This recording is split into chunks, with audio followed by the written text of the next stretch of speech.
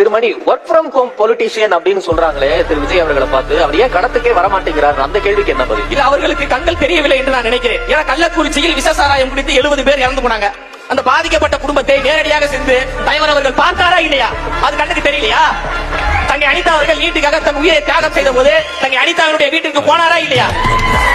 கண்ணு தெரியலையா? அதாவது விமர்சனம் வைங்க, அந்த விமர்சனத்தில் நியாயம் இருக்க வேண்டும். விமர்சனம் வைங்க, அதுல உண்மை இருக்கணும், தர்மம் இருக்கணும். பொய்களையும் பித்தலாட்டங்களையும் முன்வைத்தால் தமிழ்நாடு மக்கள் பார்த்துட்டு தானே இருக்காங்க. தமிழ்நாடு மக்கள் திமுகவும் வேண்டாம், அதிமுகவும் வேண்டாம், தமிழக வெற்றி கழகத்தை நாங்கள் நம்பி வருகிறோம் என்றால் எங்கள் மீது நம்பிக்கை வச்சிருக்காங்க. ஆனா தனியார் அவர்கள் சொன்னார்ல, வீட்டிலேயே உட்கார்ந்து வந்து ஒரு உதவி செய்யறாரு. சரி, அவர் வெளியில வந்தா கூட்ட நெரிசல் ஏற்படும், இந்த காவல்துறை பாதுகாப்பு கொடுக்காது, அதனால வீட்டுக்கு வர வைத்து கொடுத்தாங்க. ஆனா தனியார் அவர்கள் எத்தனை பேருக்கு உதவி செஞ்சாங்க? நீங்களே செஞ்சிருக்கணும்ல, நீங்களே அதை வெளிப்படுத்திக்கணும்ல.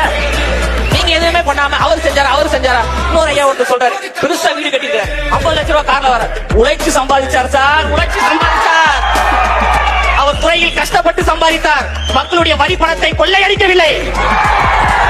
மக்களுடைய வரி பணத்தை கொள்ளையடித்தவர்களுக்கு அமைச்சரவையில் இடம் கொடுக்கவில்லை. அதனால அதெல்லாம் உணர்ந்து பேசுங்க.